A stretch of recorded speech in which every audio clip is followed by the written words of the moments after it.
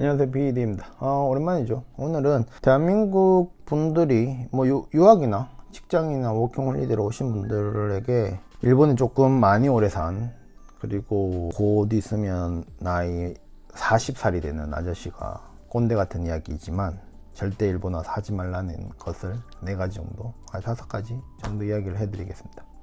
뭐 동감하시는 분들도 있을 거고, 아예 뭐가 그래 라는 분들도 있을 텐데, 요즘 지인들한테 너무 안 좋은 소리가 은근히 들려요. 왜 갑자기 요즘 이런 소리가 들리는지 모르겠는데 좀 자제하시면 좋겠다는 생각으로 또 이 영상을 보시는 분들 중에서 저 지인들도 많죠. 좀 스스로가 컨트롤할 수 있는 절대 하지 말라 5가지, 뭐 4가지, 그리고 번외로 하나로 이야기를 해드리려고 합니다. 그러면 따라오세요.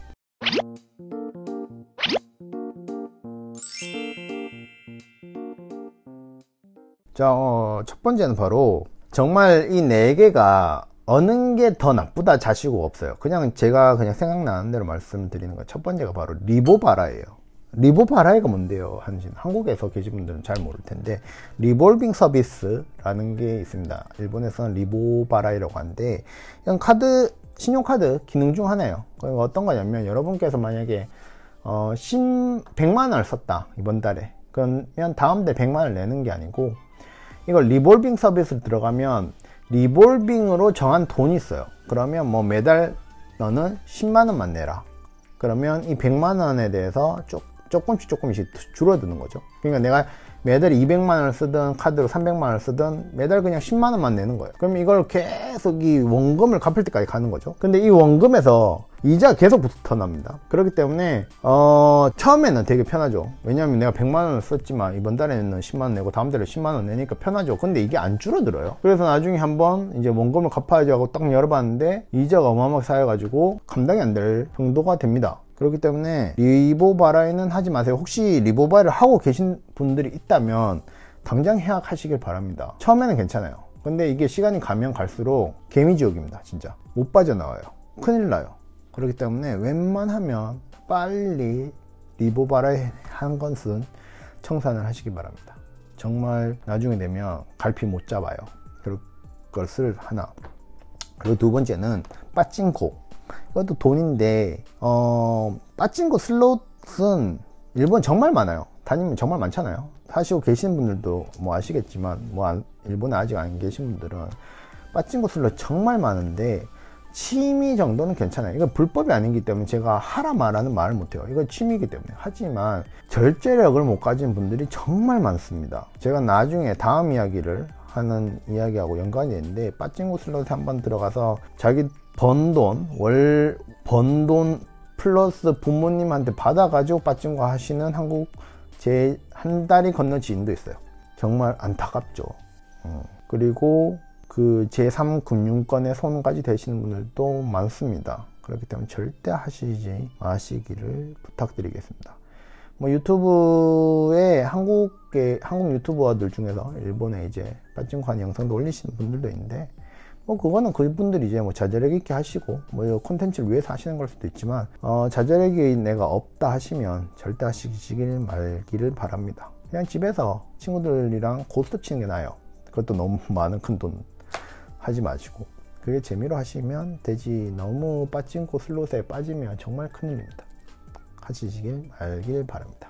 그리고 세 번째는 바로 세 번째는 4번째 뭘 먼저 할까라고 생각을 하다가, 세 번째는 남자분들이나 여자분들이나 술에 대해서 너무 많은 집착을 하시지 말라고 말씀드려요. 아예 담배가 낫다고 생각을 해요. 담배로는 안 망해요. 담배로 망하기는 정말 어렵다고 보는데, 술로 음주 가무에 돈을 너무 많이 써가지고 한국으로 돌아가시는 분도 있고, 제가 요즘 별의별 이야기를 들어서 정신이 혼미해질 정도로 있는데, 특히 그냥 뭐 이자카에 가서 몇 천엔 마시고 이런 거 상관이 없죠.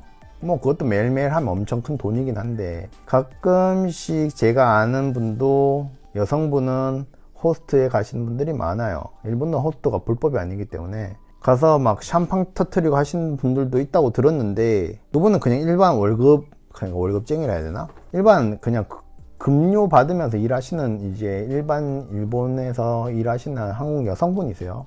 그런 분도 계시고, 물론 남성분도 카바쿠라 이런 데 가서 걸스바 이래 가서 엄청난 저 스스로는 너무 아까운 거예요. 왜냐면 저희가 아직 카바쿠라 가서 놀 정도의 돈을 못 버니까. 근데 그분들도 제가 알기로는 저보다 못 버시거든요.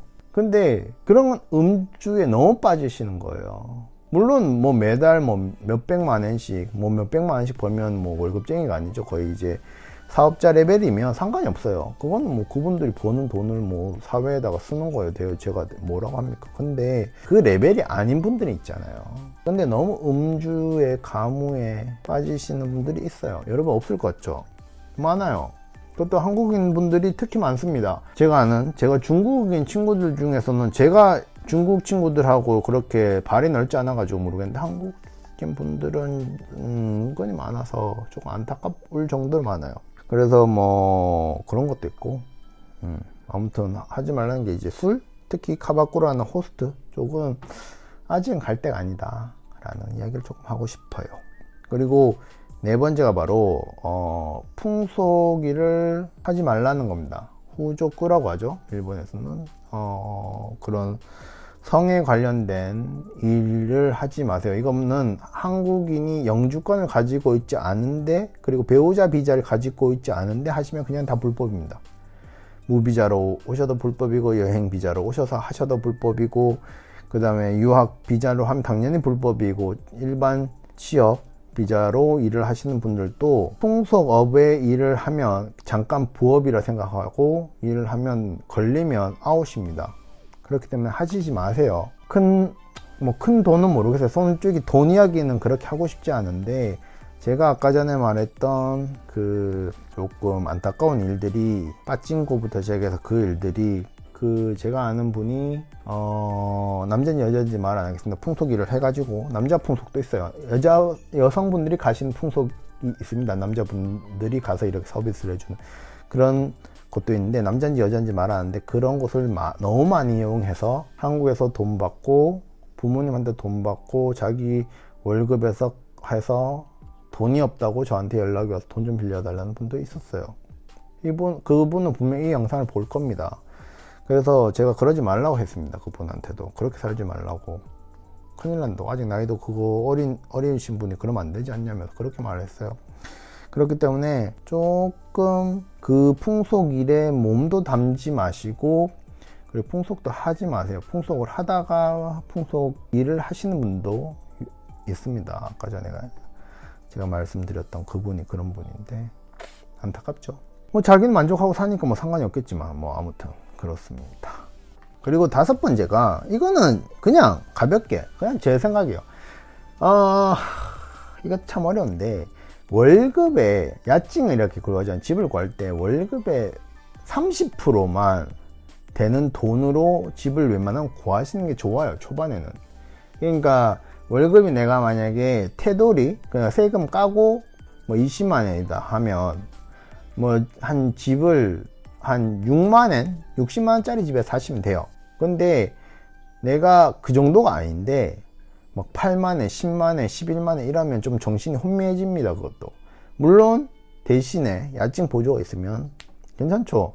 상관없어요. 야증 보조도 포함해서 실질적으로 내가 내는 돈에서 3만 원, 30%만 웬만하면 지출을 하시길 바랍니다. 그 이상을 하시면 좀 과한 거예요.